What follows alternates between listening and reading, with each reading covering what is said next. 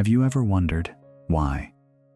After achieving every goal you once craved, a brilliant career, a stable family, a life others envy, you still feel an unnamed restlessness when night falls?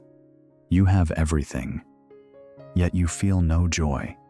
You are busy all day, but your mind is never truly at home. The truth is, we do not suffer from lack. We suffer from carrying too much. If you are living in success, but still feel suffocated, the story of General Cassius will be the mirror to your soul. Stay with me until the end.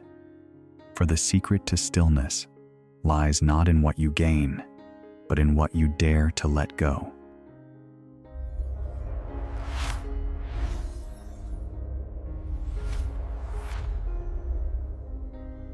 In Rome, glowing under the golden sun, lived a general named Cassius. He was a hero of 1,000 conquests, owning magnificent villas and treasures from distant lands. His name commanded respect in the Senate.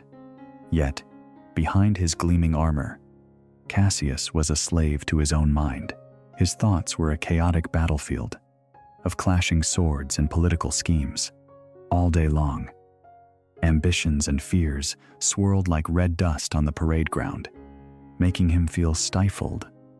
But even while bathing in the finest scented waters, at lavish banquets, with the finest Grecian wines, he worried about the betrayal of allies. While holding his beautiful wife, he regretted a tactical mistake from a battle years ago. While lying on a bed of premium silk, he stayed awake, fearing a future where he might lose it all. Cassius was present, but he was not there. He listened, but he did not hear. He looked, but he did not observe.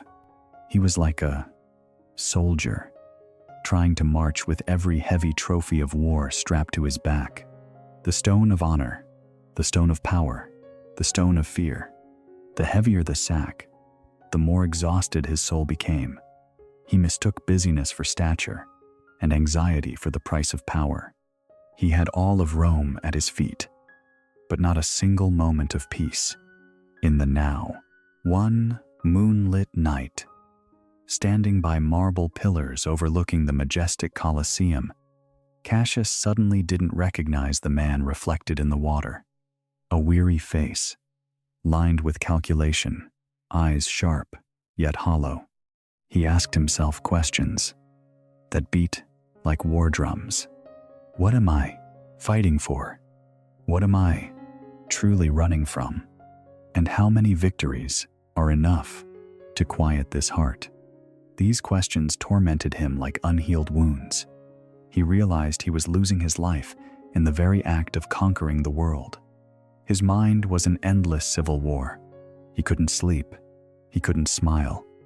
He had forgotten the last time he felt joy without a hidden motive. In desperation, he sought a hermit philosopher, living in a cave behind the Palatine Hill, a former advisor to the emperor who had traded wealth for awakening. The philosopher offered no complex dogmas. He simply handed Cassius a clay bowl filled to the brim with water, and said, "Carry this bowl around the olive grove and return to me. Do not spill a single drop, but remember, feel your breath, feel your footsteps, feel the present." The first time, Cassius marched with the urgency of a soldier. He obsessed over what the Senate would say of him. The water spilled instantly. The second time, he worried about looking weak. The water splashed over the edges. The third time, Cassius began to strip away his mental armor. He stopped thinking of glory. He stopped thinking of enemies. He stopped thinking of Rome and its wars. He knew only the clay bowl nestled in his hands. He knew only the gentle rhythm of his own breath. In the evening breeze, he knew only the sensation of his feet, touching the soft grass and the damp earth. For the first time in years, Cassius heard the crickets chirping. in the stone crevices.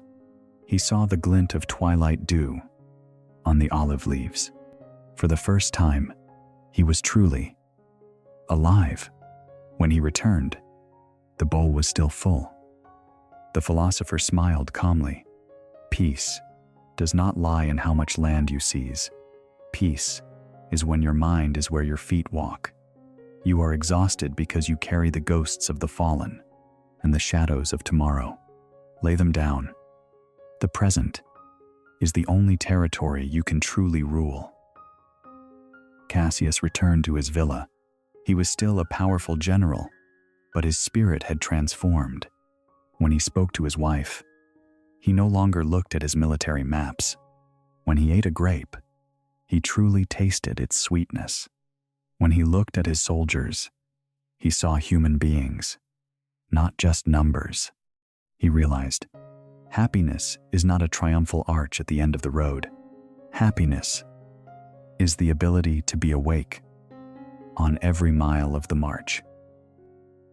My friend, whoever you are, a successful entrepreneur spinning in numbers, a young person hungry for validation, or someone quietly carrying the weight of a family, Cassius's story is the echo of your own soul. We have turned ourselves into lost warriors of the modern age. You strive to conquer revenue milestones and hunt for vanity like trophies of war. But ask yourself, are you the master of what you own, or are those things shackling your soul? Stoic philosophy reminds us, the present is the only territory you truly rule. The past is ashes. The future is a mirage. If you sit with a loved one, while your mind is trapped in a contract, you lose both. Do not wait to conquer the world to find peace, for by then, your hands may be too weary to hold it. Look at your hands. Feel the beat in your chest. You are still alive, and that is the greatest victory. Stop carrying the stones of old glory or the ice of future fears. Lay them down this very moment. Are you ready to lift the bowl of awakening and take your first free steps on the soil of the present? This world, in all its grandeur and chaos, actually fits within a single breath. You don't need to conquer Rome to find stillness. You only need to master your mind in this very moment. Comment, I am present, if you are ready to let go of the burden. Share this video with a friend drowning in pressure. Subscribe to sharpen your soul with the wisdom of the ancients. Ancient story, modern success. May you be truly present today.